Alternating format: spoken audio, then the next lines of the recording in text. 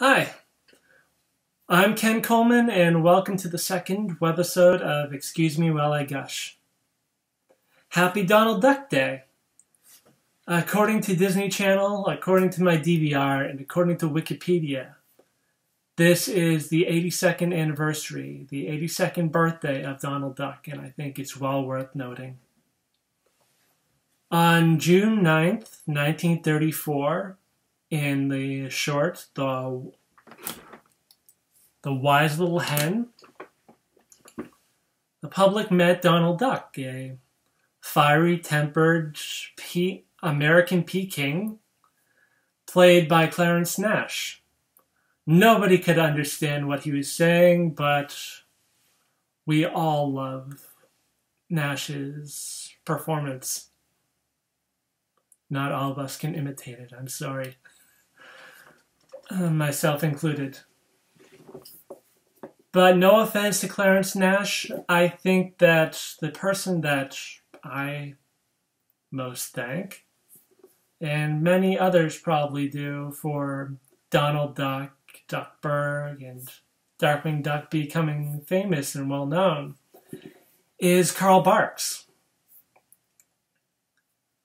Barks had worked in the Disney animation department in the 40s, and starting in the 50s, going on for decades, up until just before his death. He dedicated his life to expanding this world of Duckburg. He was given a character that didn't have much going for him, and he provided so much humanity. You had this everyman going from one odd job to the next, working hard to provide for the three nephews that he was the guardian for. Later on, his rich Uncle Scrooge was introduced, a Carl Barks character, and you probably can imagine his Scottish accent.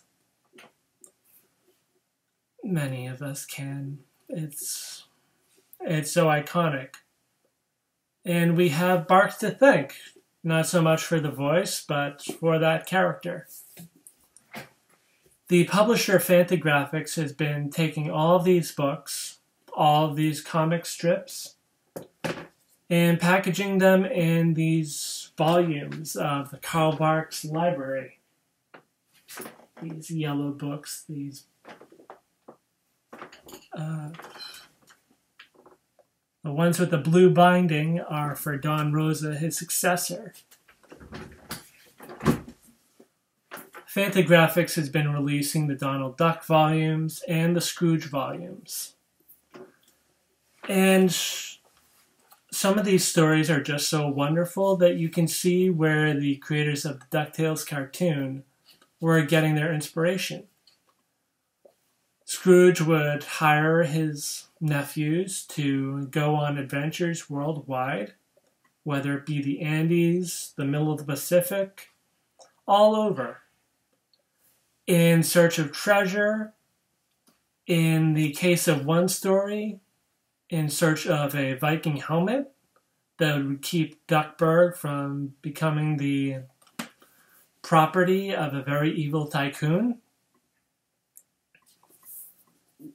And it was just so awesome. Geeking out. And so I'll show you some of the art.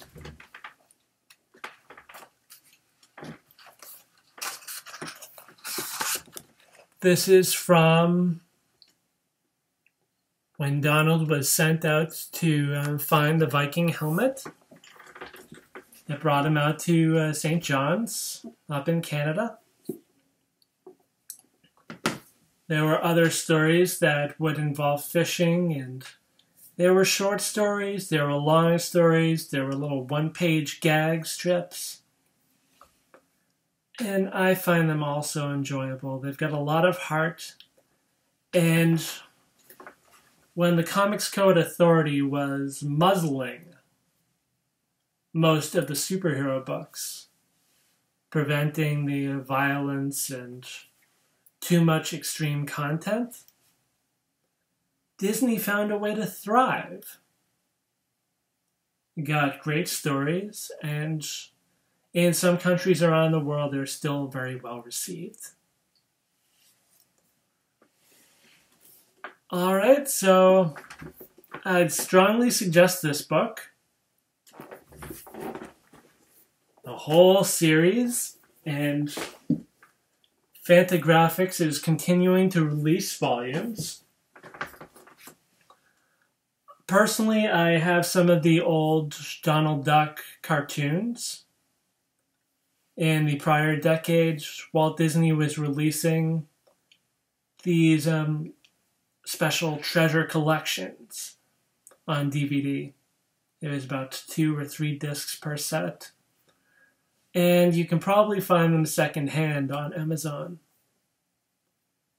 They're a fun read, and sort of like Donald Duck and the nephews being sent out to find the Golden Fleece. It's a cool treasure to seek out. So, happy Donald Duck Day, and if you have any comments below, please leave them. I love to geek out about Donald Duck, Carl Barks, Disney with you. I'm a big, huge Disney file. Thank you.